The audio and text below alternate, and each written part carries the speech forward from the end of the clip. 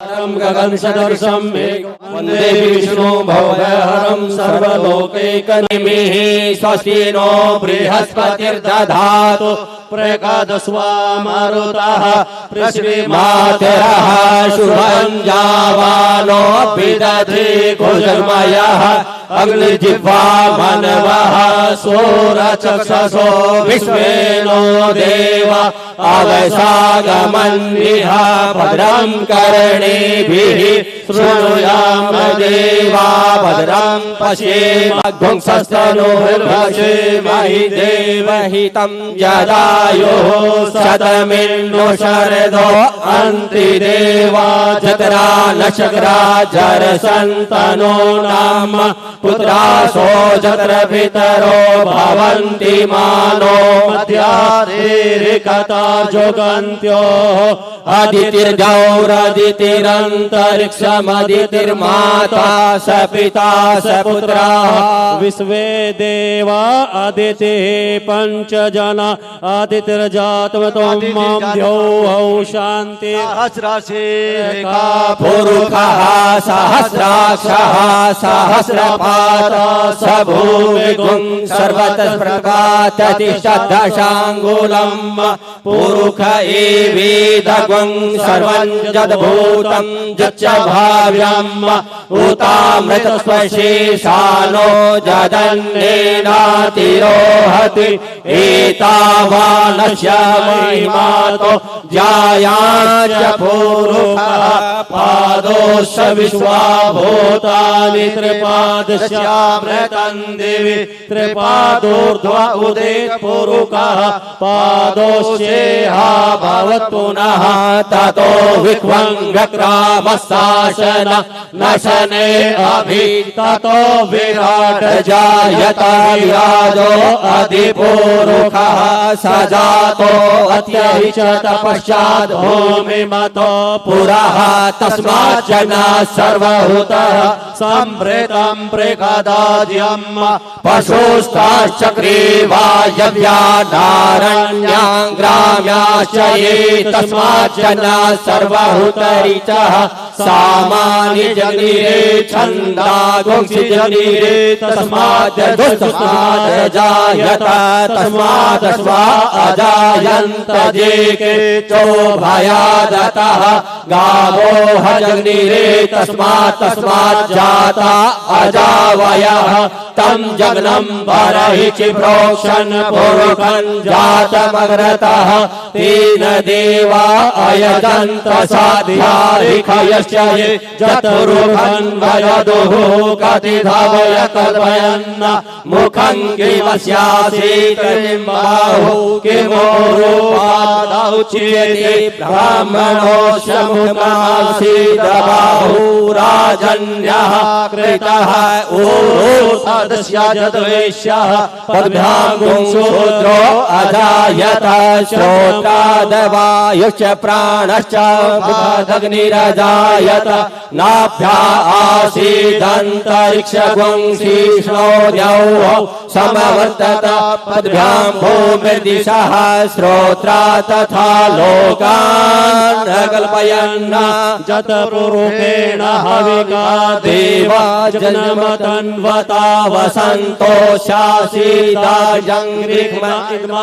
शरद्धविः सप्ताशासन् परिध्यस्तेः सप्तसमिधाः कृताः देवा जगनन्तन्वान अवदनन् पुरुषं पशुं जद्येन जनमयजन्त देवास्तानि धर्माणि प्रथमान्यासन् ते हनाकं महिमानः सचन्त जत्र पूर्वे सन्ति देवाः शरीरं स्वरूपं तथा वा कलत्रं यशश्चारुचित्रं धनं मेरुतुल्यं मनश्चेन लग्नं गुरोरङ्घ्रिपद्मे तथा किं कलत्रं धनं पौत्रपौत्रादि सर्वं गृहबान्धवास। बोल सतगुरुदेव भगवान की जय। महाराज जी की असीम महती महान विशेष विशिष्ट कृपा। जैसे गुरु अपने शिष्य पर करुणा करते हैं, दया करते हैं, इतना विजयी होते हुए भी कार्यक्रम चल करके आए हैं। देखो पुष्कर से महाराज जी से प्रार्थना की, करुणा के अवतार है साक्षात। बोले नहीं मैं आऊँगा, भले एक दिन के लिए आऊँ।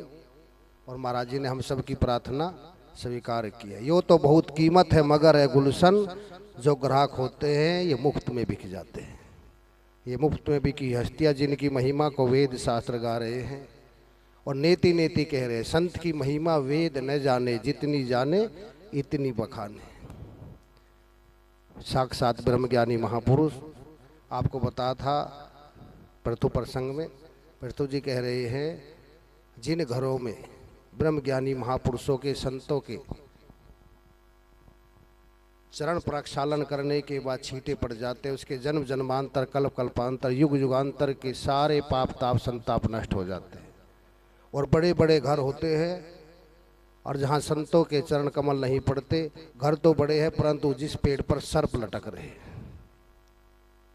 तो महाराज जी ने बहुत कृपा की है।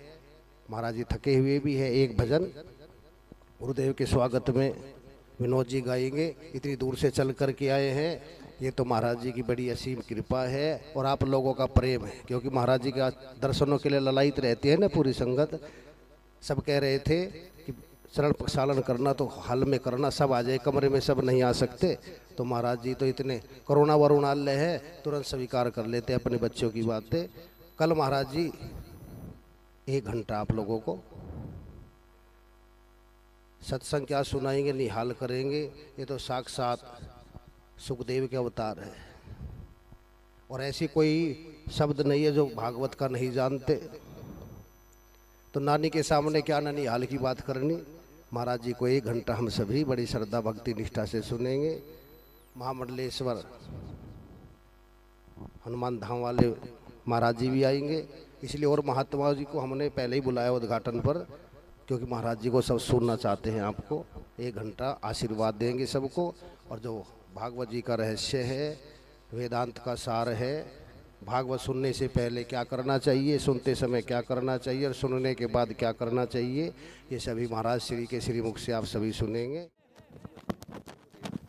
बोल सतगुरुदेव भगवान की। महाराज जी 5 मिनट के लिए भी आशीर्वाद देंगे और कल तो भरपूर आशीर्वाद देंगे। सबकी इच्छा है महाराज जी के मुखारविंद से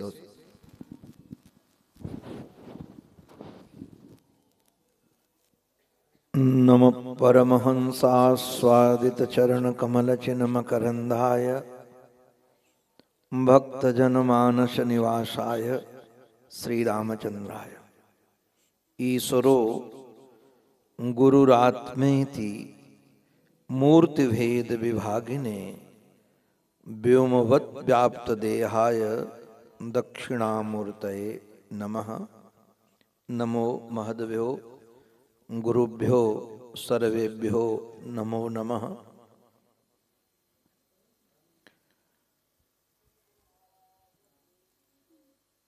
आप लोगों ने महाराज जी के मुखारविंद से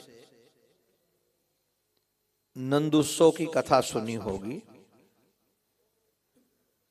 वहां सुखदेव जी महाराज वर्णन करते हैं, नंदस्त्वात्मज उत्पन्ने जाता ह्लादो महामनाः आहूय विप्रान वेद ज्ञान स्नातः शुचिः अलंकृतः। नंद बाबा के यहाँ जब श्री कृष्ण का अवतार हुआ परमात्मा का, तो उन्होंने ब्राह्मणों को बुलाकर जो वेद के जानकार थे, भगवान का विधि पूर्वक संस्कार किया। तो एक प्रश्न उठता है,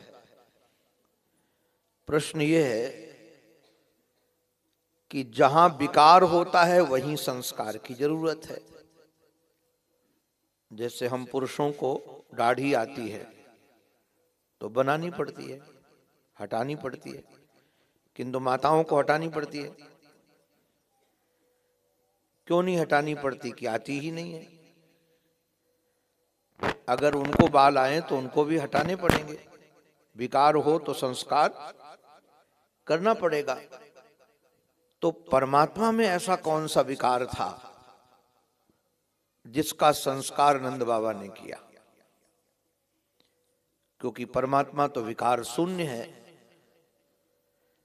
तो कौन सा संस्कार करना की आवश्यकता थी उसमें? आवश्यकता परमात्मा के लिए नहीं थी, आवश्यकता बाबा के लिए भी नहीं थी। किंतु क्या होता, हम लोगों के जीवन में जिनको हम बड़ा मानते हैं ना, उन्हीं की नकल करते हैं। जैसे आजकल भारत के पढ़े लिखे लोग अंग्रेजों को बड़ा मानते हैं, वो ऋषियों को बड़ा नहीं मानते, इसलिए जन्मदिन पर वो क्या करते हैं? केक काटते हैं। ये तो हमारी संस्कृति नहीं है। दीप बुझाते हैं, ये हमारी संस्कृति नहीं है। तो ये क्यों करते हैं वो लोग? क्योंकि अंग्रेजों को जो लोग ये करते हैं उनको बड़ा मानते हैं, इसलिए तो करते हैं। तो बाबा यदि अपने बेटे का संस्कार नहीं करते परमात्मा का, तो बाबा को जो बड़ा मानते हैं वो फिर अपने बच्चों के संस्कार भी नहीं करते। तो भगवान में तो कोई विकार नहीं था, किंतु जो और ब्रजवासी बालक होते उनमें तो विकार होता, और उनका यदि संस्कार नहीं होता तो वो सुखी नहीं बनते। अब आप हमारी बात समझ गए होंगे। ध्यान रखिएगा, एक शास्त्रीय बात कह रहा हूं।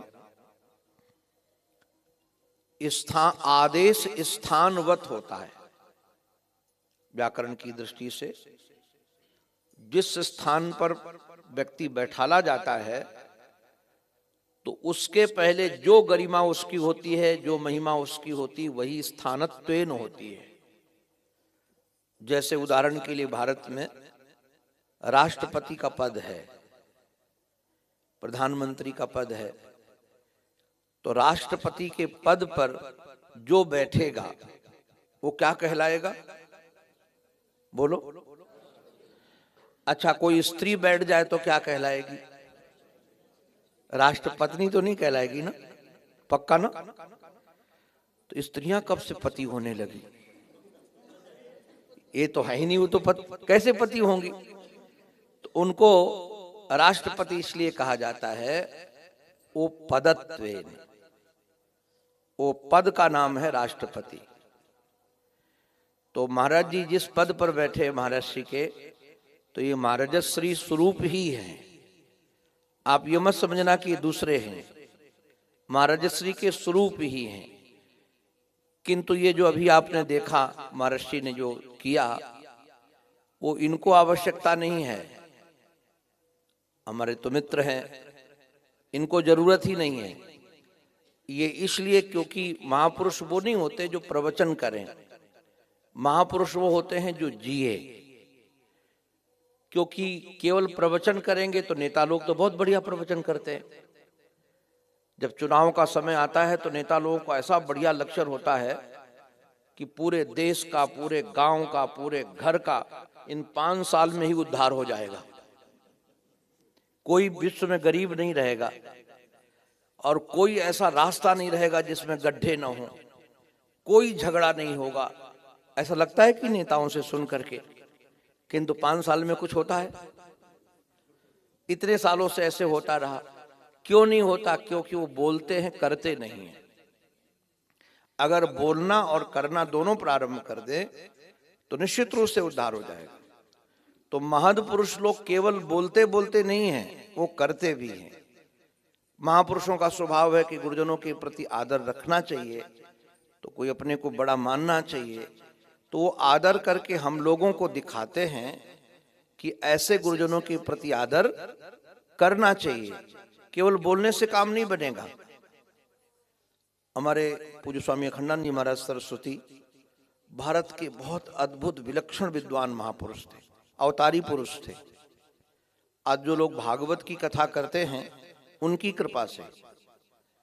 पहले संस्कृत में ग्रंथ था, हिंदी में था ही नहीं, और भागवत के संस्कृत इतनी जटिल है कि जल्दी कोई पढ़ सकता नहीं। रामायण की कथा लोग करते थे, भागवत की कथा कहने की हिम्मत नहीं पड़ती थी।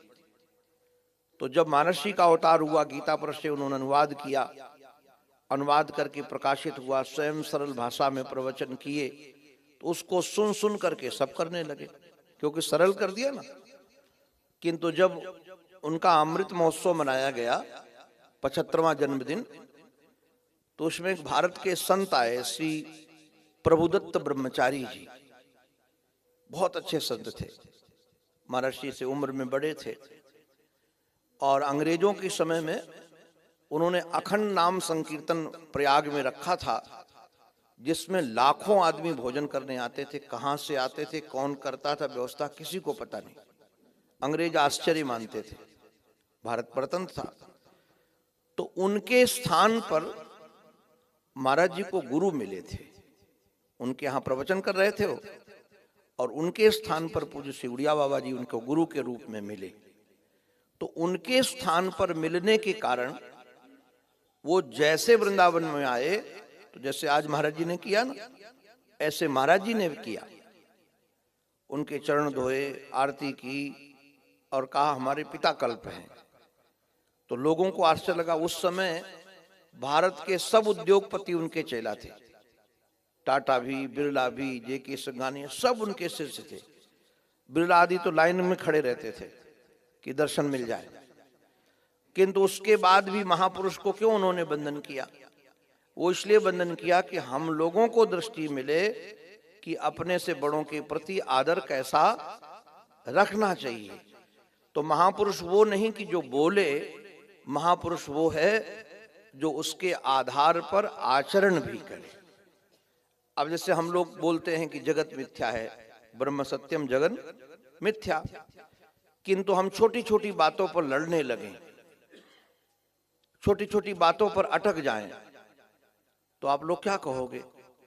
कहेंगे बोलते बोलते हैं, स्वयं तो इकट्ठा करने में लगे, स्वयं तो झगड़ते हैं, असर नहीं पड़ेगा।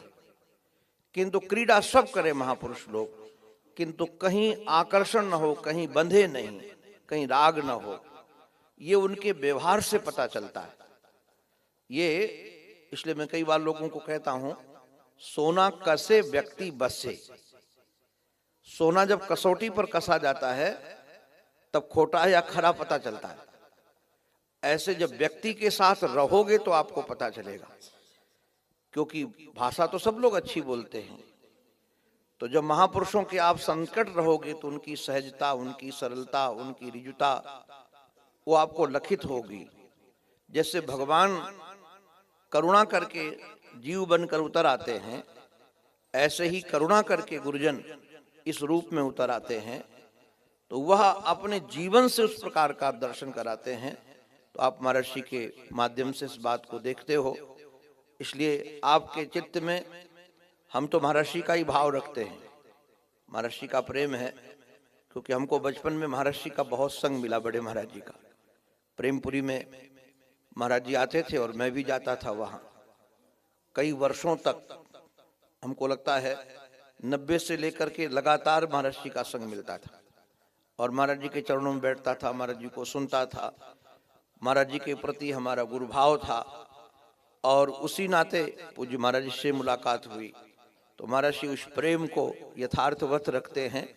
तो आप लोग तो महर्षि के रूप में इनको देखना और यही सोचना कि इनकी क्रियाएं इसलिए हैं कि वो हमको सिखा रहे हैं, वो लघु हैं इसलिए नहीं कर रहे हैं।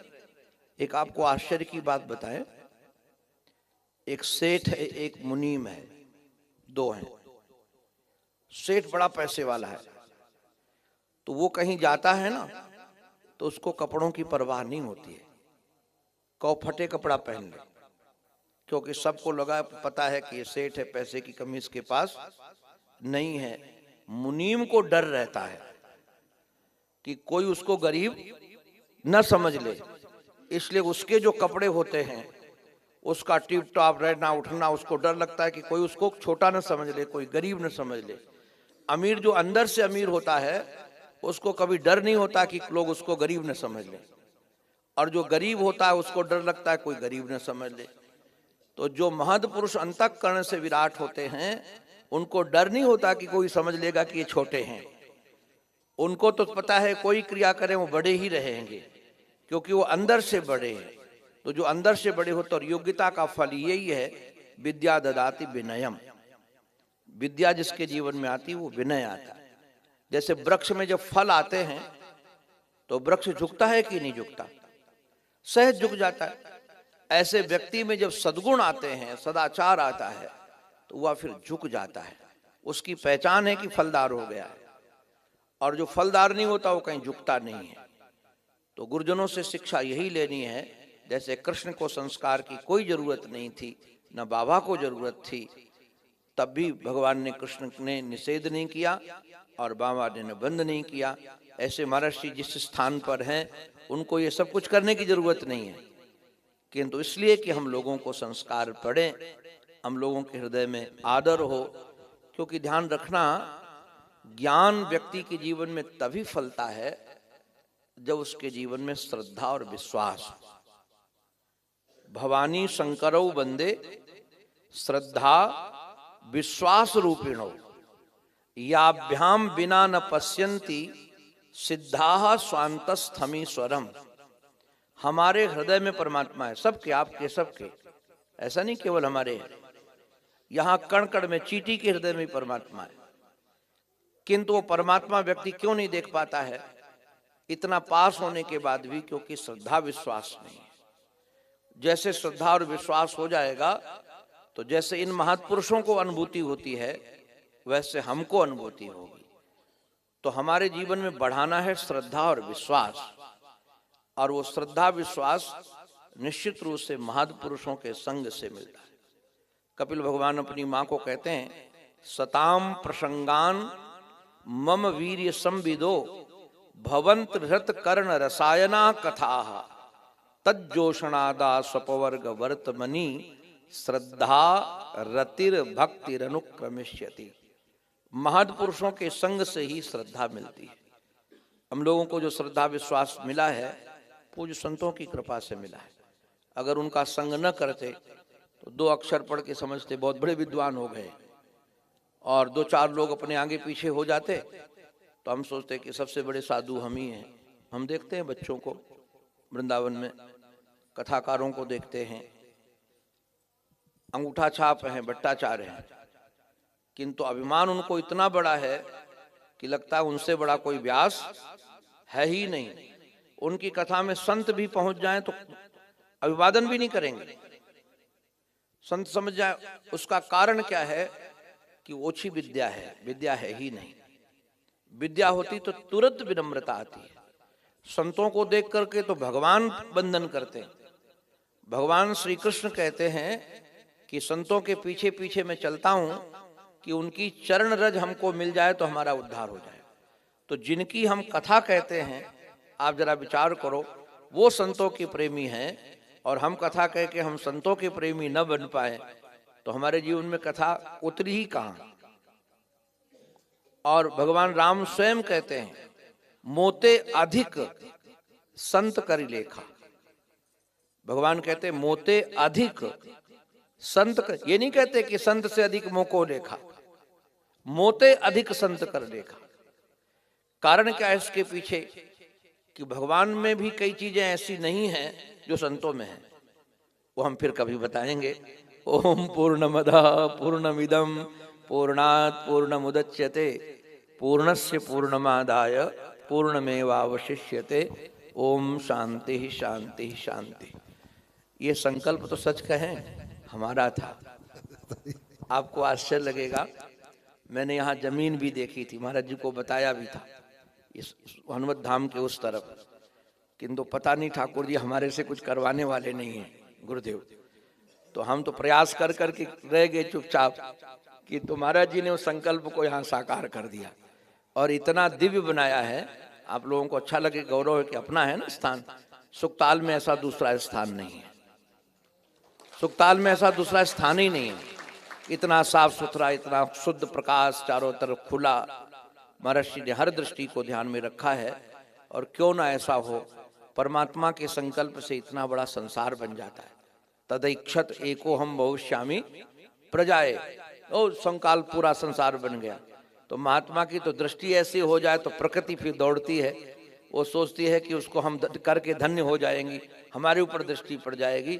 इसलिए इतने कम समय में तो किसी का 4 कमरे का घर भी नहीं बनता है। किसी का बना हो तो बताओ, 4 कमरे का घर इतने कम समय में नहीं बनता है, और इतना भव्य। तो ये स्पष्ट है गुरुजनों का चमत्कार, उधर एकदम प्रत्यक्ष है चमत्कार। ये बहुत बहुत अद्भुत। हमारा मन तो बसंत पंचमी के दिन आने का ही था, किंतु पहले से निश्चित एक जजमान हमारे हैं जो 12 ज्योतिर्लिंगों में और 12 ही हरिधामों में, 12 हर धामों में साल में 2 कथा करवाते हैं। तो ये माघ पंचमी से, शुक्ल पक्ष पंचमी से हरि के धाम में होती है, और श्रावण शुक्ला पंचमी से होती है हर धाम में। तो तिथि थी नहीं तो मैं पूरा यहाँ रहता, किंतु महाराज जी ने बड़ी कृपा की। हम तो लगता सुबह आएंगे, क्योंकि एक महापुरुष हैं, उन्होंने एक ग्रुप बनाया है जो 90 देशों में काम कर रहा है, और 90 देशों में 45,000 आदमी रोज सुनता है, पढ़ता है गीता। तो उसकी आज थी 7 बजे, तो हमको खुशी, उन लोगों ने कहा कि शायद वहाँ नेट नहीं होगा तो शुकताल मत जाओ, वहाँ नेट नहीं, दिल्ली में रहो, क्योंकि ऑनलाइन हमको क्लास लेनी थी, उनको ऑनलाइन बताना था उनको। किंतु हमने कहा कि नहीं जाना है, और फिर पता लगाया तो महाराज जी ने कहा नहीं, हनुमत धाम में सब वाईफाई हो जाएगी। किंतु वहाँ महाराज जी की दृष्टि से तो वहाँ वाईफाई कैसा पाई हो गया, यहाँ कुछ दिक्कत ही नहीं पड़ी। एक दिन पूरा 1.5 घंटे में हमारा एक बार भी मोबाइल कटा नहीं। हमको लगा आश्चर्य है भाई, कहते थे यहाँ चलेगा नहीं। और हम तो बहुत वर्ष से आ रहे हैं यहाँ। सबसे पहले हम आए थे यहाँ 83 में, तब यहाँ लाइट नहीं रहती थी। जो हनुमत धाम जिन्होंने बनाया वो श्री सुदर्शन सिंह चक्र जी थे, बहुत विद्वान महापुरुष थे, लेकिन हमारे गुरु जी के साथ रहते थे वो, तो यहाँ रहते थे वो। तो मैं उनसे मिलने आया था यहाँ। पहले ये रास्ता भी ऐसे रात्रि में इधर लूट लेते थे, यहाँ भी लूट ले जाते थे रात्रि में, यहाँ सुरक्षा कुछ नहीं थी। फिर उसके बाद यहाँ हमने बहुत सारी कथाएं भी की, आना जाना रहा, किंतु महर्षि ने तो यहाँ दिव्य माहौल बना दिया है। लगता है कि आप कहीं जंगल में बैठे हो। यहाँ तो जंगल में मंगल हो रहा है महर्षि की कृपा से, और ये होता ही रहेगा, ये तो होता रहेगा। इतना दिव्य स्थान है। तो आप सब बहुत भाग्यशाली हो, क्योंकि दिव्य परंपरा से जुड़े हो। नहीं तो आजकल गुरुजन स्वयंभू गुरु हो रहे हैं। स्वयंभू गुरु जानते हो, अपने उनके गुरु नहीं है, और अपने आप गुरु बन गए। अब ये गुरु कहाँ ले जाएंगे?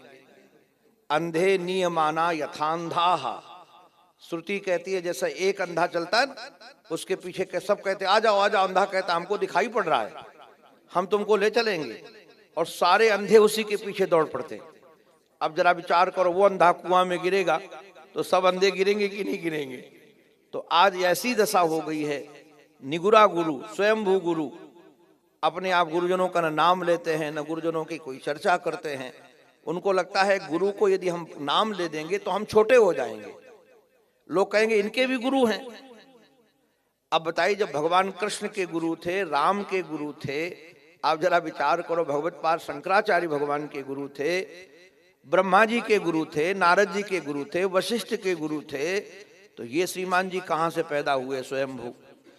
तो अब ऐसे ही संसार है कि इसको क्या कहा जाए। तो आप भाग्यशाली हो, एक दिव्य परंपरा से जुड़े हुए हो, और निश्चित रूप से परंपरा आपको आपके ही रूप में भगवत दर्शन कराने वाली परंपरा है अद्वैत वेदांत की। आप सब भाग्यशाली हो। आप सबके भाग्य की प्रशंसा करता हुआ मैं गुरुदेव भगवान के बारंबार वंदन करता हुआ यही कह रहा हूँ, हमारी मति, हमारी रति, हमारी गति गुरु चरणों में सतत बनी रहे। इसी प्रार्थना के साथ ये उनकी वाणी उन्हीं के पावन पवित्र चरणारविंदों में समर्पित। बोलो भक्तवत्सल भगवान की जय। बोलो सतगुरुदेव भगवान की। महाराज श्री की बात हर एक मानना, पर ये मत मानना, क्योंकि महाराज जी को मैंने प्रेमपुरी में एक बार पूछा था, महाराज जी आपका शरीर अस्वस्थ है, हम कहाँ जाएंगे फिर? बोले महापुरुष अपने आप आ जाएंगे। और 2 दिन बाद महाराज जी कथा थी वहाँ पर, उनके मुंह से निकला आ गए ना। तो कुंती जी जैसे छिपे हुए थे ना, कुंती कहती है अब मेरी नज़रों से आप नहीं छिप सकते, अब तक मैं आपकी माया में रही, अब माया का पर्दा हट गया तो आप भी हमारी नज़रों से नहीं छिप सकते। क्योंकि महाराज श्री ने हमको बताया था ये महापुरुष साधारण नहीं है, साक्षात सुखदेव के अवतार है। और एक बार मैंने सुना है, आपने तो देखे भी होंगे, डोंगरे जी महाराज जी, सरदेव डोंगरे जी महाराज जी बैठे हुए थे, अभी बताया स्वामी अखंडानंद सरस्वती जी, ऐसे महापुरुष तो कभी कभी, महाराज जी कहते हैं चलते फिरते ब्रह्म थे।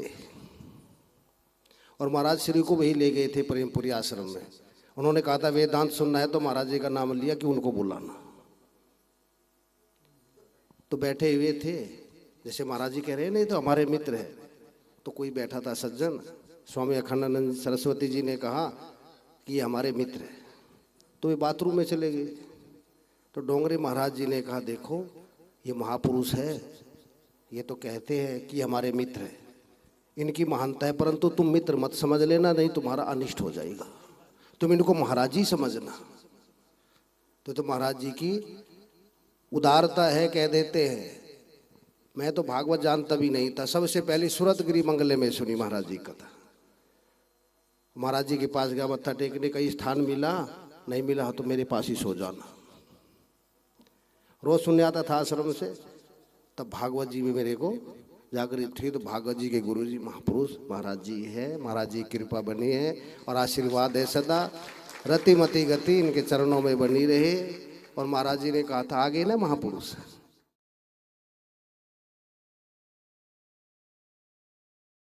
और सतगुरुदेव भगवान की जय।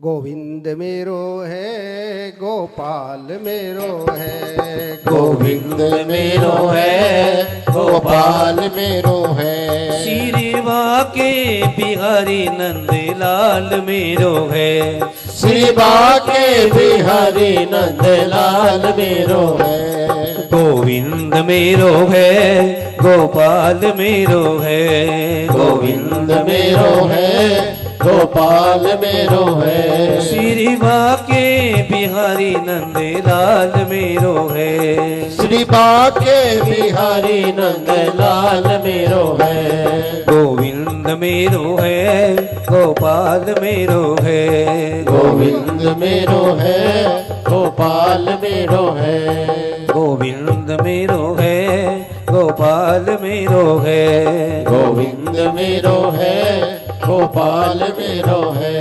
श्रीबा के बिहारी नंदलाल मेरो है, श्रीबा के बिहारी नंदलाल मेरो है, श्रीबा के बिहारी नंदलाल मेरो है, श्रीबा के बिहारी नंदलाल मेरो।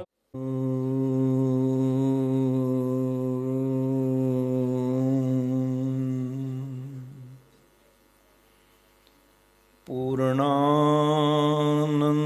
दया दृशा रस दया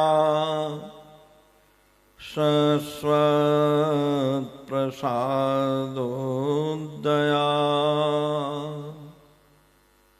ब्रह्म ज्ञान विनोदया जनमनो मोदायनीय खेदया विश्व प्रेम विकास हासमुदया त्रैलोक्य संपदया पूर्णानंद दया मदीय मन से कांचित कणाम यच्छतु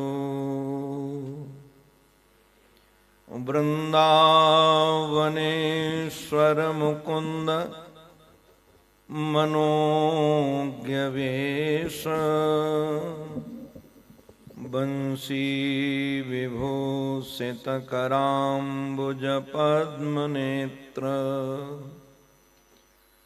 विश्वेश केशव व्रजोत्सव भक्तिवश्य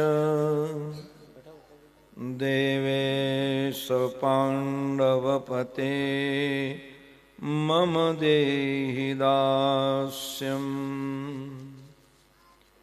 कृष्णाय वासुदेवाय देवकी नंदनाय च नंदगोपकुमाराय गोविन्दाय नमो नमः। यः स्वानुभावमखिल श्रुतिसारमेकम् अध्यात्मदीपमति तितीरशतां तमोन्धम् संसारिणां करुणयाः पुराणगुह्यम् तं व्याससूनुमुपयामि गुरुं मुनीनां। नारायणं नमस्कृत्य नरं चैव नरोत्तमं देवीं सरस्वतीं व्यासं ततो जयमुदीरये। अखण्डानन्दबोधाय शिष्य संतापहारिणे सच्चिदानन्दरूपाय तस्मै श्री गुरवे नमः। तस्मै श्री गुरवे नमः। बोलो भक्तवत्सल भगवान की, सद्गुरुदेव भगवान की, श्री सुखदेव भगवान की, श्री सुखतीर्थ की। नमः पार्वती पतये हर हर महादेव, हर हर महादेव, हर हर महा। जीवन सर्वस्व, जीवनाधार आराध्य श्री सद्गुरुदेव भगवान के युगल पावन पवित्र चरणारविंदों में साष्टांग वंदन। अनंत श्री समलंकृत सोत्रीय ब्रह्मनिष्ठ पूज्य बड़े महाराज जी, जिनका यह दिव्य निर्माण महोत्सव है, उनके श्री चरणारविंदों में साष्टांग प्रणिपात। हमारे सतीर्थ व्यासपीठ पर विराजमान सुख स्वरूप अलंकृत पूज्य महर्षि को बारंबार वंदन। आदरणीय माताजी, पूज्य संत वृंद, पूज्य विद्वत वृंद, भूदेव वृंद, पूज्य महामंडलेश्वर जी महाराज, हनुमत धाम वाले महर्षि गुरुकल्प, उनके श्री चरणारविंदों में मैं साष्टांग प्रणिपात करता हूं। महर्षि का आज निर्वाण महोत्सव भी है और कथा का विश्राम उत्सव भी है। कुछ आध्यात्मिक चर्चा एकादश स्कंद के माध्यम से पूज्य महाराज श्री से आप श्रवण कर रहे थे। संपूर्ण भारतीय बांग में वेद, उपनिषद, ब्रह्मसूत्र, गीता, महाभारत, संपूर्ण पुराण, इन सभी ग्रंथों में 4 तत्व का निरूपण है। प्रथम है अभयत्व की प्राप्ति, दूसरा है राग द्वेष की निवृत्ति, तीसरा है ईश्वर का लक्षण और आत्मदर्शन। ये 4 है। ये 4 की आवश्यकता क्यों है? एक ही बात कही जा सकती थी। हम सब जितने लोग हैं यहां या संसार में कहीं भी जीव हैं, वो सब ईश्वर के ही अंश हैं। ईश्वर अंश, जीव अविनाशी, चेतन अमल सहज सुख राशि। हम सब जितने लोग हैं सब ईश्वर के अंश हैं, किंतु उसको न जानने के कारण हमारे जीवन में ये 4 लक्षण घटते हैं। अविद्या, अस्मिता, राग द्वेष और अभिनिवेश। यदि राग और द्वेष को अलग अलग करोगे तो 5 हो जाएंगे, और राग द्वेष को एक में करोगे तो 4 रह जाएंगे।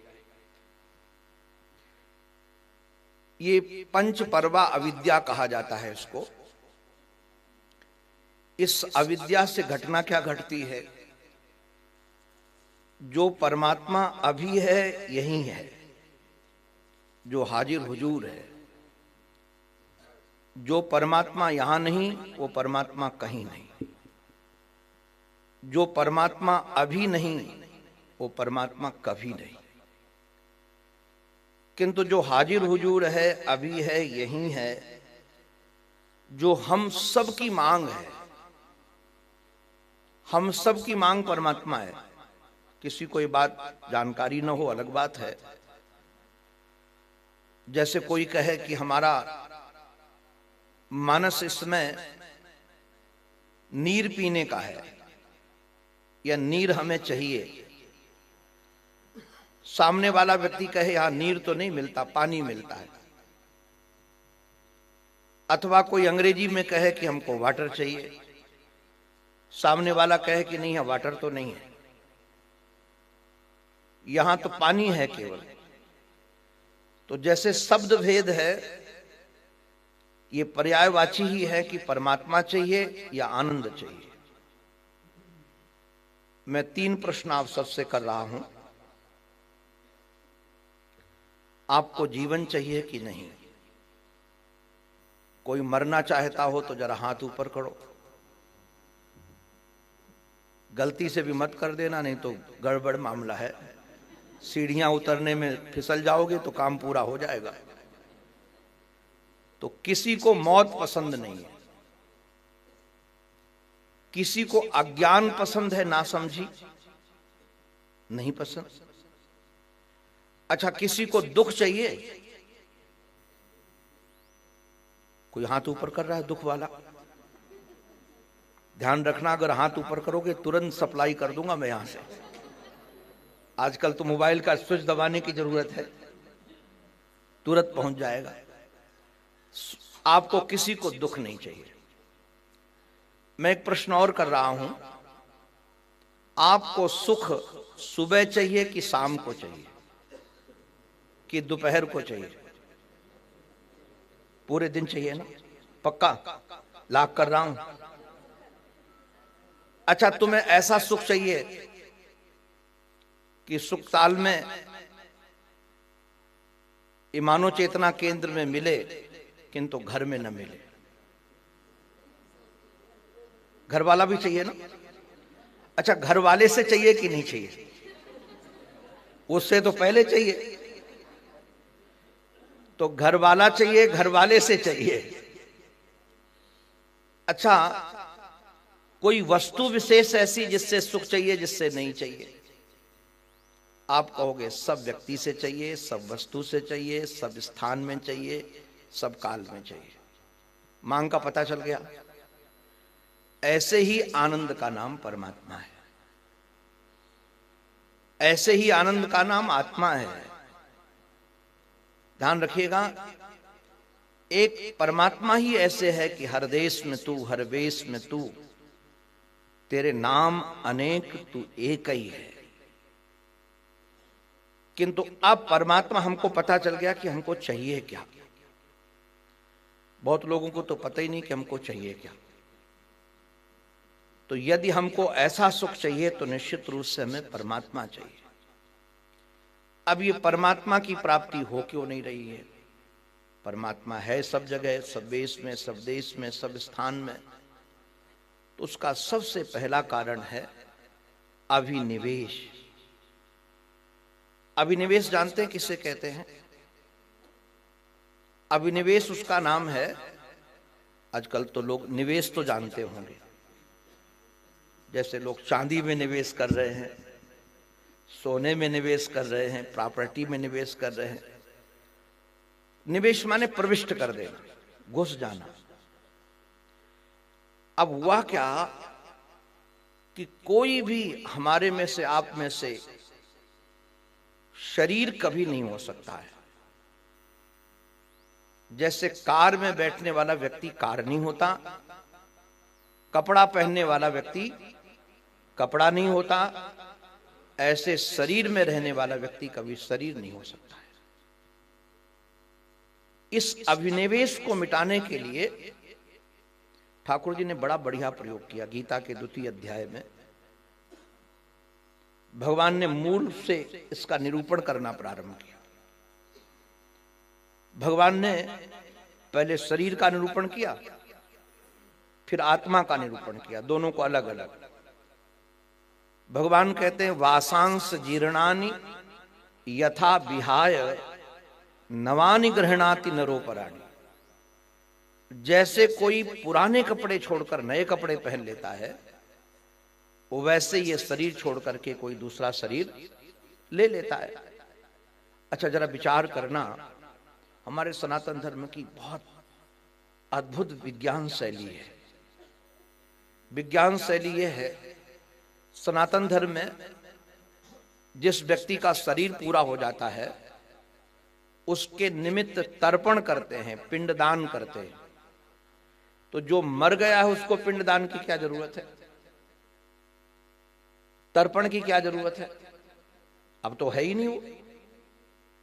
तो सनातन धर्म कर्मकांड भी ये सिखाता है कि नहीं, आत्मा है, आत्मा है। जो आत्मा है उसी के लिए तर्पण कर रहे हैं, उसी के लिए पिंडदान कर रहे हैं। तो निश्चित ये शरीर नश्वर है, किंतु आत्मा नश्वर नहीं है। क्यों शरीर नश्वर क्यों है? जिसका जन्म होता है उसकी मृत्यु होती है। जातस्य ही ध्रुवो मृत्युर ध्रुवम जन्म मृतस्य च। किंतु आत्मा का जन्म नहीं हुआ, हमारी आपकी आत्मा का जन्म नहीं हुआ किसी की भी। न जायते म्रियते वा कदाचिन नायम भूत्वा भविता वा न भूयः अजो नित्यः शाश्वतो यम पुराणो न हन्यते हन्यमाने शरीरे। ये शरीर का नाश होता है, आत्मा का नाश नहीं होता। तो जैसे आपको ये प्राप्त होगा तो इससे अभयत्व मिलेगा। पहला वर्णन है अभयत्व का। हम सबसे ज्यादा दुखी क्यों हैं? क्योंकि हमको भय है, और सबसे बड़ा भय यह है कि हम मर जाएंगे। ये सबसे बड़ा भय, और हम मरने वाले नहीं हैं, केवल अभिनिवेश के कारण है। दूसरी ओर ध्यान दीजिए, दूसरा दुख का कारण है राग और द्वेष। ये राग द्वेष कैसे निवृत्त होगा? हम आपसे कहें किसी से दुश्मनी मत करो, किसी से दोस्ती मत करो, दिन रात हम प्रवचन करेंगे तब भी आप नहीं छोड़ोगे। अभी हम आपको कहें कि बच्चों से प्यार मत करो और पति से तो बिल्कुल मत करो, तो कहेंगे बाबा जी का दिमाग खिसक गया है क्या? क्यों कहते हैं ऐसा कि मत करो? ये राग और द्वेष ये दोनों दुख देते हैं। अच्छा, गीता में भगवान ने बड़ा अद्भुत वर्णन किया। ये इसका जन्म जानते हो राग द्वेष का कहां से होता है?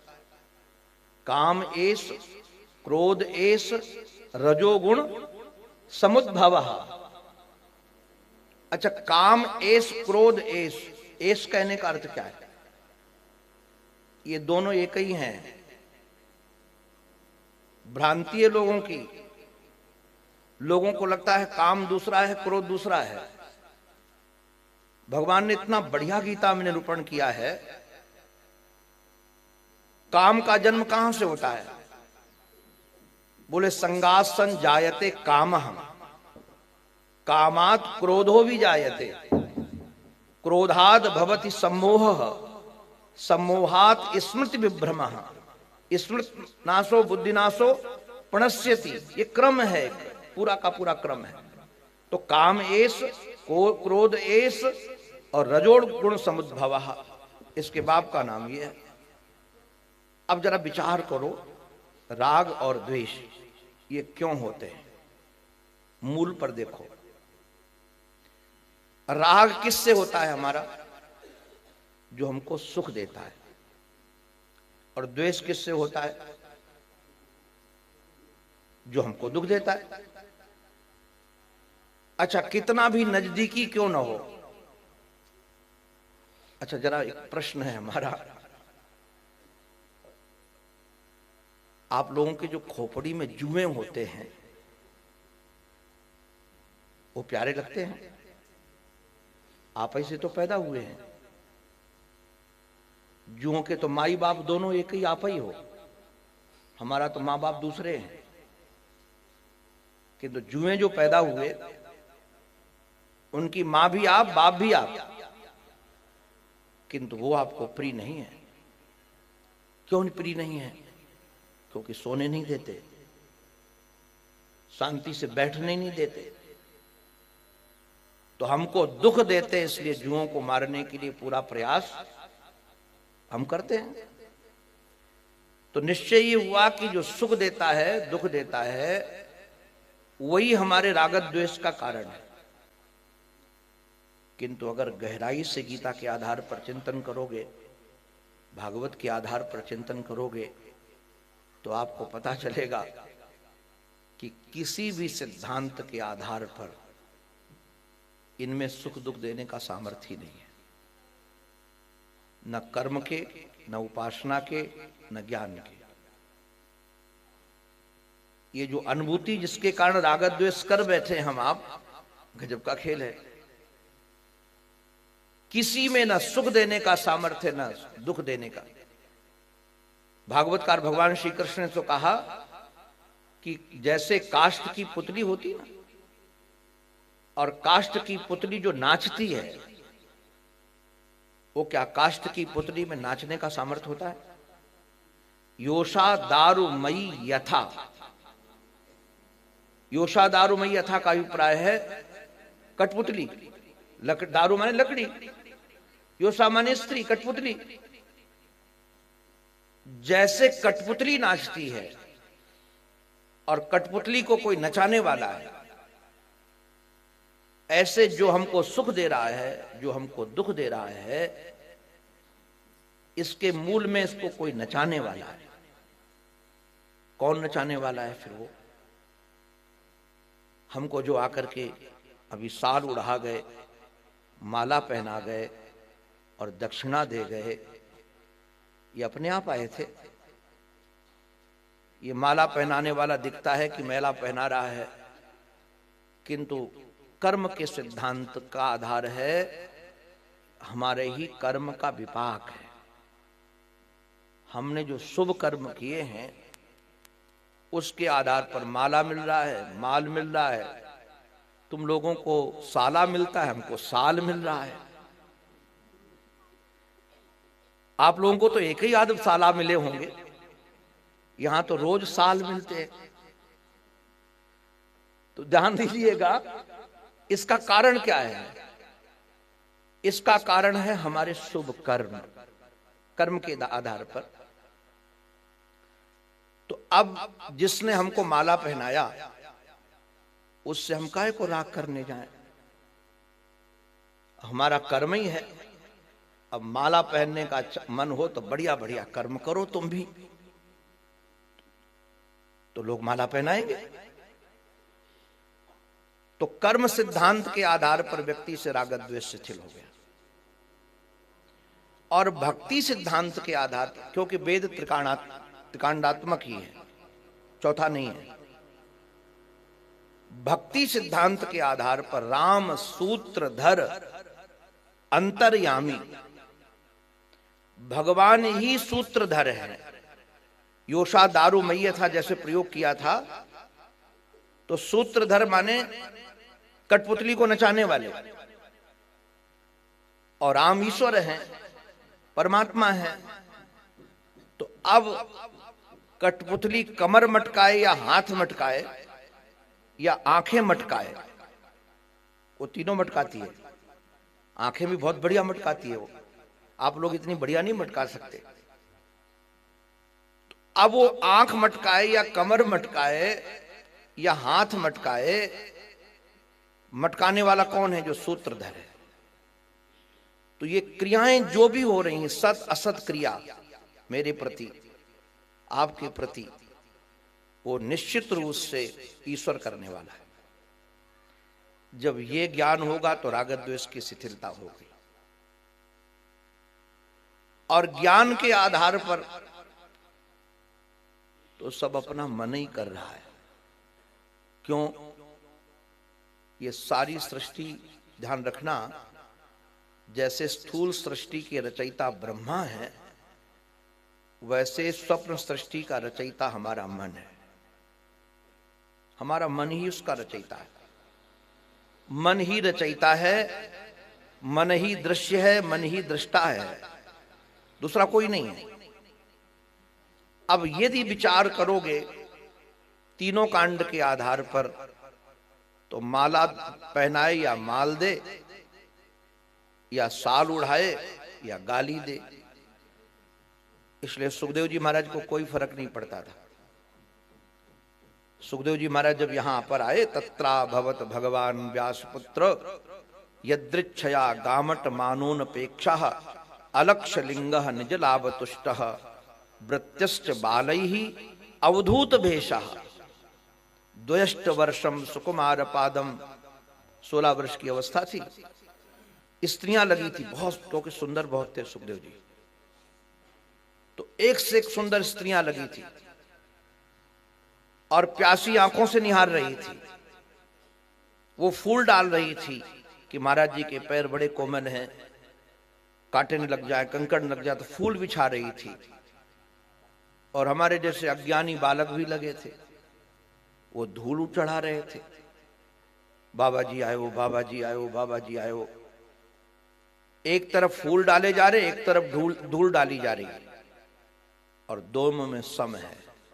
इसी का नाम समत्व योग है, समता का संचार। राग द्वेष तब मिटेगा जब समत्व योग आएगा, समता का योग है। तो अभिनिवेश को मिटाने वाला शरीर की नश्वरता का जानकार हो, आत्मा का जानकार हो। राग द्वेष को मिटाने वाला समत्व योग है। ध्यान दीजिएगा। तीसरा, ईश्वर को पहचाना जाए। ईश्वर कौन है? ईश्वर क्या करता है? तो भागवत में पद पद पर 24 अवतारों की कथा है।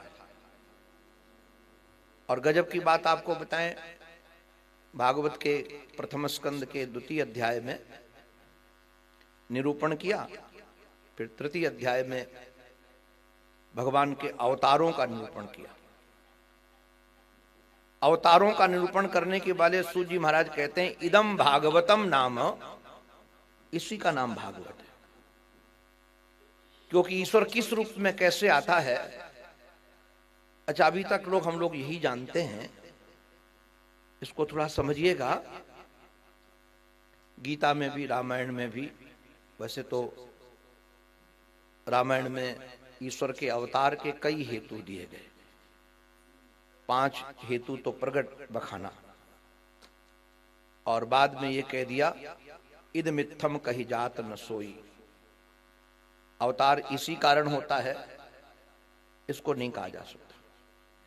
गीता में भगवान कहते हैं यदा यदा हि धर्मस्य ग्लानिर्भवति भारत अभ्युत्थानम धर्मस्य तदात्मानम सृजाम्यहम् पवित्राणाय साधूनाम विनाशाय च दुष्कृताम धर्म संस्थापनाशाय संभवामि युगे युगे। रामायण में कहते हैं जब जब होए धर्म की हानि, बाढ़ई असुर अधम अभिमानी, तब तब धरि प्रभु विविध शरीरा, हरहु सदा सज्जन कर पीरा। किंतु भागवत में जो 24 अवतारों की कथा है, सब अवतारों का हेतु अलग है। सनकादियों ने किस दुष्ट को मारा, किंतु सनकादियों ने एक सबसे बड़े दुष्ट को मारा जो सब दुष्टता का बाप है, उसका नाम अज्ञान है, और अज्ञान ही सब दुष्टता का मूल कारण है, और अज्ञान की निवृत्ति केवल ज्ञान से होगी। इसलिए ऋते ज्ञानान न मुक्ति। आपने कभी महाराज जी से सुना होगा कि एक बड़े दिव्य संत थे, सहंसा राम तीर्थ, प्रोफेसर थे, आज जहां पाकिस्तान है पहले उधर ही रहते थे, बहुत प्रतिभा संपन्न थे, अपने को शहंशाह कहते थे। पूछता उनसे कौन हो तुम, कहते थे मैं शहंशाह हूं। और वेदांत निष्ठ जीवन शैली थी उनकी। एक बार वो उत्तराखंड में हम घूम रहे थे तो कुछ गांव के लोग उत्तराखंड के एक गुफा के पास हवन कर रहे थे, कुछ लोग संकीर्तन कर रहे थे, कुछ लोग जप कर रहे थे, अलग अलग साधन में लगे थे। तो सहंसा राम तीर्थ को लगा कि गांव के लोग बड़े श्रद्धालु हैं और देखो यज्ञ कर रहे हैं, कीर्तन कर रहे हैं, जप कर रहे हैं। तो पास में जाकर पूछा कि आप लोग किस हेतु से कर रहे हो, कारण क्या है इसमें, कौन सा हेतु है, क्यों कर रहे हो। बड़े बूढ़ों ने कहा महाराज हम लोगों की जीविका पशुपालन भी है, खेती भी है, इसमें एक जानवर रहता है और वो कोई देवता है या असुर है आज तक देखा नहीं, और कभी कभी हमारे पशुओं को ले जाता है। तो हम यज्ञ इसलिए कर रहे हैं, जप इसलिए कर रहे हैं, संकीर्तन इसलिए कर रहे हैं कि वो देवता यदि है तो प्रसन्न हो जाए और हमारे पशुधन को मारे नहीं। तो सहंसा राम तीर्थ ने विचार किया कि इस गुफा में कौन सा देवता होगा। तो उन्होंने दृष्टि डाली कि कुछ चरण पड़े हुए हैं जंगली जानवर। जब तक वहां प्रकाश न हुआ तब तक उसकी जानकारी नहीं हो पाई। ऐसे जिस अज्ञान से हम लोग दुखी हो रहे हैं, ध्यान रखिएगा वो ज्ञान के बगैर निवृत्त होगा ही नहीं। और ज्ञान की प्राप्ति जिससे होती है उसी का नाम गुरु है। लोग समझते हैं कि कान फूंक दिया तो गुरु बन गया। गुरु शब्द का जो अर्थ है, गु शब्दस त्वंधकारोस्ति, रू शब्दस तन निरोधकः, अंधकार निरोधत्वाद गुरुरित्य विधीयते। गु माने होता है अंधकार और रू माने होता है प्रकाश। जो अंधकार से तुम्हें निकालकर प्रकाश में पहुंचा दे उसी का नाम गुरु है। जो आप अपने को जन्मने मरने वाला मान बैठे हो, अमुक जाति वाला मान बैठे हो, अमुक नाम वाला जान बैठे हो, किसी ने अपने को स्त्री मान लिया है, किसी ने अपने को पुरुष मान लिया है, किसी ने अपने को बालक मान लिया है, किसी ने अपने को बालिका मान लिया है, किसी ने अपने को विद्वान मान लिया है, किसी ने अपने को मूढ़ मान लिया है, किसी ने अपने को धनी मान लिया है, किसी ने अपने को गरीब मान लिया है। ये सारी मान्यताएं अज्ञानजन्य हैं। इसके मूल में अज्ञान के अतिरिक्त कुछ हेतु नहीं है। तो अज्ञान की निवृत्ति ज्ञान से ही होगी। इसलिए चतुर्थ तत्व का जो वर्णन किया गया है अविद्या को हटाने के लिए, क्योंकि अविद्या, अस्मिता, राग, द्वेष और अभिनिवेश जो है इसके लिए 3 साधन थे। अब अविद्या की निवृत्ति के लिए विद्या है। या विद्या स विमुक्त है। उपनिषद कहता है द्वे विद्ये वेदितव्ये तु, 2 विद्याएं ही जानने लायक है, पराच अपराच। ये परा विद्या अपरा विद्या 2 ही विद्याएं जानने लायक है। तो श्रीमद् भागवत महापुराण में श्री सुखदेव जी महाराज ने गजब ढाया, इन चारों का प्रयोग किया है। गीता में भी चारों का है। अभी हमने चारों को एक दिन बैठ करके अलग अलग किया है, किस अध्याय में अविद्या का, किस अध्याय में अस्मिता का, किस में राग द्वेष का निवृत्त कैसे किया जाए। और ठाकुर जी की जो शैली है, आपको क्या कहें। मैं तो सभी अवतारों को अवतार ही मानता हूं, किसी में न्यूनाधिक की विधि नहीं, किंतु जिसका चित्त जहां लग जाए उसके लिए वही सब कुछ है। तो हमारा चित्त तो ठाकुर जी में लगा हुआ है। तो ठाकुर जी ने ऐसा रंग दिया है, अब हमको उन्हीं की भाषा समझ में आती है, उन्हीं का चिंतन समझ में आता है, उन्हीं की दृष्टि समझ में आती है, उन्हीं का व्यवहार समझ में आता है, उन्हीं का विचार समझ में आता है, उन्हीं का आहार समझ में आता है, क्योंकि हमारे जीवन के आधार वही है। इसलिए मैं गीता को कई दृष्टि से देखता हूं। और गीता की व्याख्या श्रीमद् भागवत महापुराण है। गीता की व्याख्या है श्रीमद् भागवत महापुराण। जिसको आप व्याख्या कहते उसी को संस्कृत भाषा में भाष्य बोलते। भाष्य माने विस्तारकरण, खोलना अर्थ उसका, एक एक पंक्ति का अर्थ खोल देना भाष्यकार का मंतव्य होता है। ऐसे व्याख्याकार का मंतव्य यही होता है कि व्याख्या के द्वारा पंक्ति लगा दी जाए। बात एक ही है। सुखदेव जी महाराज ने अंतिम उपदेश जो राजर्षि परीक्षित को यहां दिया है, बेजोड़ है। अहम ब्रह्म परम धाम ब्रह्माहम परमं पदम। एक निवेदन करूं, लगभग साधक जितने हैं तत्पर्थ का निरूपण तो खूब हो जाता है, त्वम पद की व्याख्या बहुत कम हो पाती है। अधिकतर शास्त्र के तत् तत् तत् तत् में ही लगे हैं और तत् तत् का अभिप्राय, तत्पद का अभिप्राय, तत् माने वह कौन, चाहे माया का निरूपण कर दो वो भी वह में ही आएगी, चाहे ब्रह्म का निरूपण कर दो वो भी वाह में ही आएगा। त्वम का निरूपण बहुत कठिन है। किंतु वैष्णव सिद्धांत के आधार पर कहूं, मुझे बहुत अच्छा लगता है। एक अनन्यता की व्याख्या है गीता में,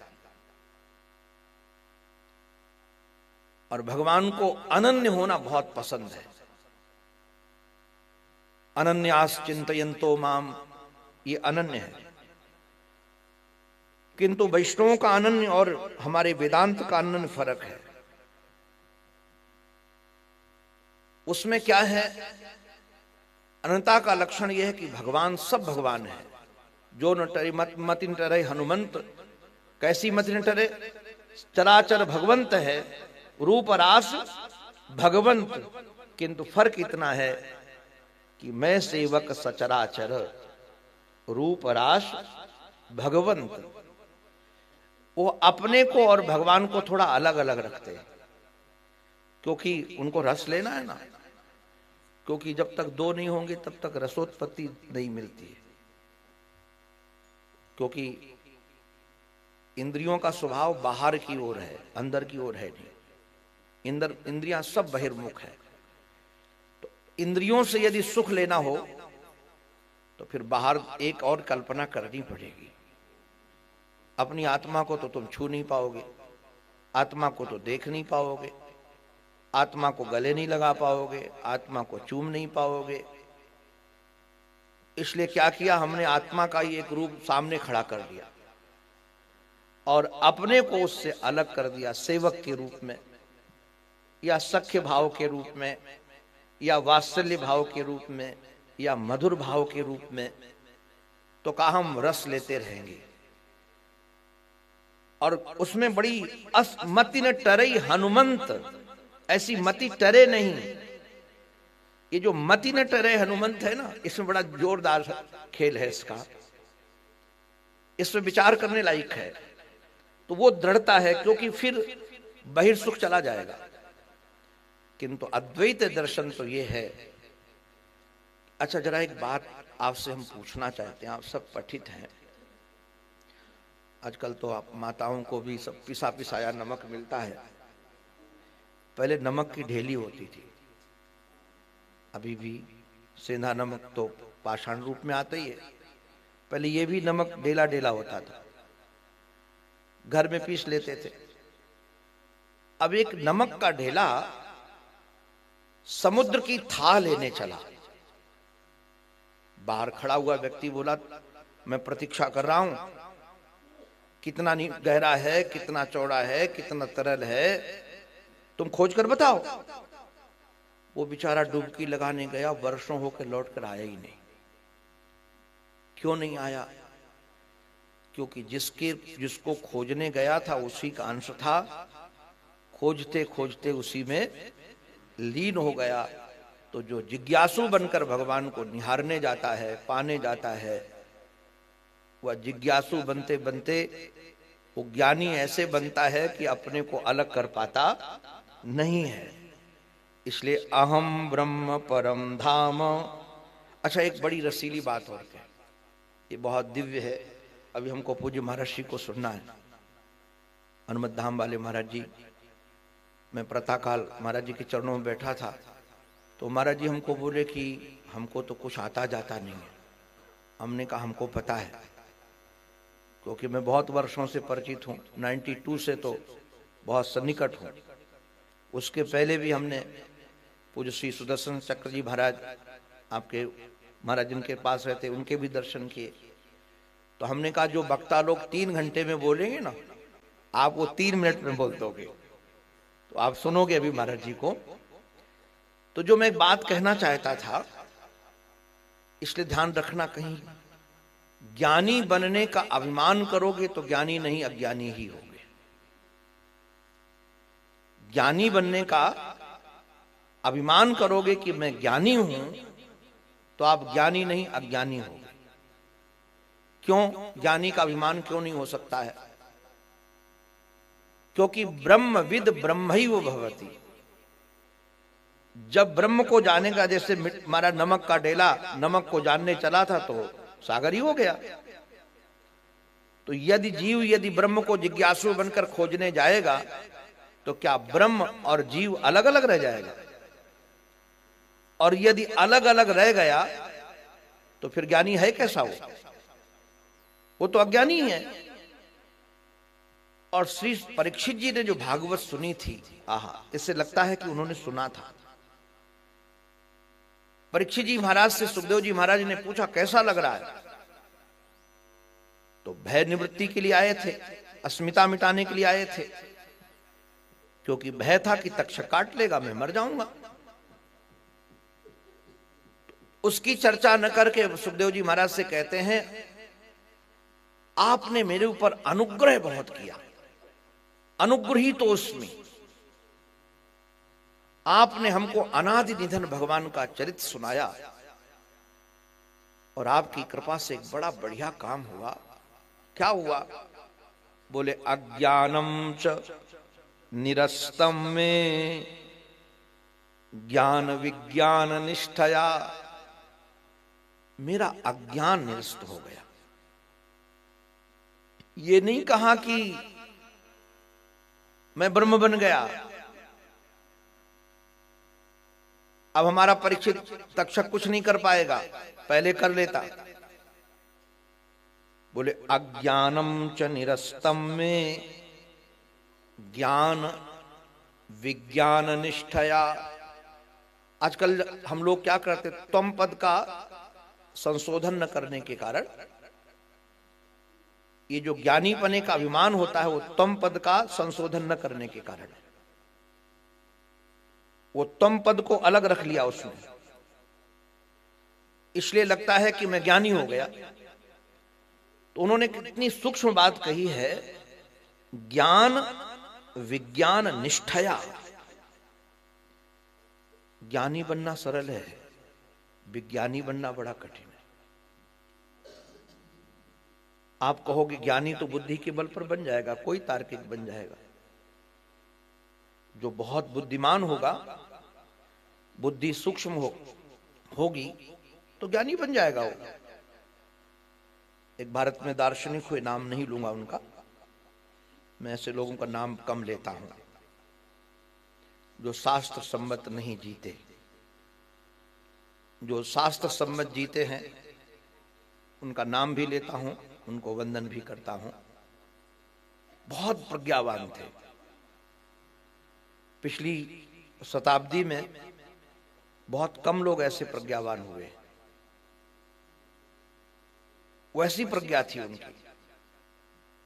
तो जिनसे हमने रामायण सीखी, पूज्य पंडित राम किंकर जी महाराज हमारे आराधना के भी गुरु हैं। वो अध्यात्म की ओर ले जाने का भी उन्होंने कृपा की। तो सुनाते थे कि हमारी उनकी मित्रता, क्योंकि दोनों उस क्षेत्र के ही, एमपी के जबलपुर के पास के थे।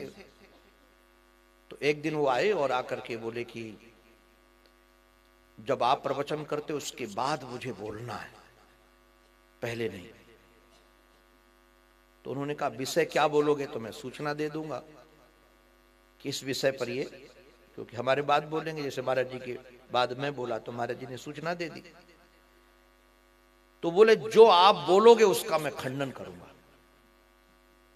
यदि आप कहोगे ईश्वर है तो मैं कहूंगा ईश्वर की सत्ता ही नहीं है,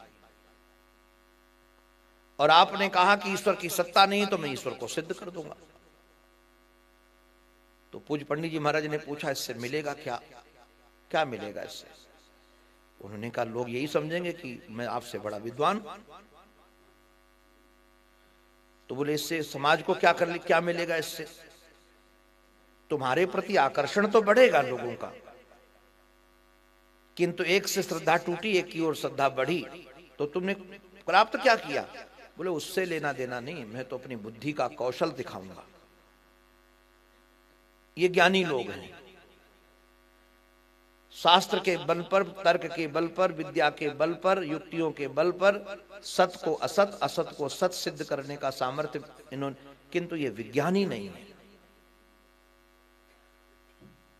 विज्ञानी कौन होगा? जो ज्ञान में निष्ठा रखेगा। ज्ञान विज्ञान निष्ठया, ये निष्ठा बड़ी अद्भुत है।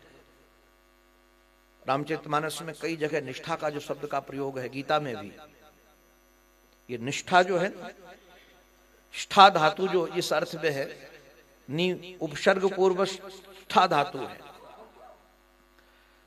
तो ये निष्ठा कैसे बनती है? ये मूल है विज्ञान का। विज्ञान के प्रति निष्ठा हो। जैसे ज्ञान के आधार पर आपने जान लिया कि ब्रह्म सत्यम जगन मिथ्या, ये आप ज्ञान के आधार पर जान जाएंगे। हम मिथ्या के भी लक्षण हैं, सत्य के भी लक्षण हैं। शास्त्रों में सारे लक्षणों से जगत का मिथ्यात्व सिद्ध कर दूंगा, ब्रह्म का सत्यत्व सिद्ध कर दूंगा। ये ज्ञान से हो जाएगा। किंतु जिसमें मिथ्यात्व सिद्ध हुआ है उसमें तो निष्ठा नहीं बनाई जा सकती है। नश्वर पर निष्ठा कैसे बनेगी? वहां हम ठहरेंगे कैसे? जब असत्य ठहरता नहीं है तो हम कहां ठहरेंगे? असत्य नाम इसका जो ठहरे नहीं, त्रिकाला बाधित्वम सत्यत्वम, तो वहां हम कैसे ठहरेंगे? वह हमारा ठहरना होगा नहीं। तो ठहरना कहां होगा? ठहरना होगा सत्य में। तो जो सत्य में निष्ठा हो जाएगी वही ज्ञान विज्ञान निष्ठया, और जैसे निष्ठा होगी तो ब्रह्म स्वरूप ही निष्ठा होगी। और इसी निष्ठा को बनाने के लिए कर्मकांड है, उपासना कांड है। गीता में ध्यान रखिएगा 12 अध्याय इस पर हैं, 6 प्रथम 6 कर्म की शुद्धि, धर्म की शुद्धि, कर्म और धर्म को किस प्रकार से शुद्ध किया जाए, निष्काम कर्म से, और कोई साधन नहीं है। 6 अध्याय भक्ति के हैं, उसके बाद 6 अध्याय निष्ठा के, ज्ञान के, और उन्हीं को यहां भागवत में दर्शाया गया है। तो अविद्या, अस्मिता, राग, द्वेष, अविनिवेश की समाप्ति, अपने स्वरूप में निष्ठा का नाम ही विज्ञान निष्ठा है, और भागवत यही करता है। और हमको बहुत प्रसन्नता है कि पूज्य महाराज श्री इसी परंपरा के वक्ता है, जो ब्रह्मनिष्ठा की परंपरा है, वेद निष्ठा की परंपरा है, आत्मनिष्ठा की परंपरा है। उस निष्ठा के वक्ता हैं। आप लोग इनके मुखारविंद से विशुद्ध वेदांत को श्रवण करके अपनी निष्ठा परिपूर्ण करें। और ये भूमि तो निष्ठा की भूमि है। इसी भूमि में राजर्षि परीक्षित की निष्ठा बनी, इसी भूमि में धृतराष्ट्र की निष्ठा बनी, इसी भूमि में विदुर की निष्ठा बनी, इसी भूमि में कुंती बुआ की निष्ठा बनी। पास में ही यहां से आप हस्तिनापुर की ओर बढ़ोगे तो इसी क्षेत्र में श्री विदुर जी का शरीर छूटा, इसी क्षेत्र में श्री युधिष्ठिर जी महाराज का। युधिष्ठिर जी महाराज भले उधर गए स्वर्गारोहण के लिए, क्योंकि विदुर और युधिष्ठिर धर्मावतार थे। तो विदुर के श्री विग्रह, विदुर का श्री महाराज युधिष्ठिर के श्री विग्रह में विदुर का तेज समा गया था, इसी भूमि में। तो ये भूमि बहुत दिव्य है, दिव्याति दिव्य है।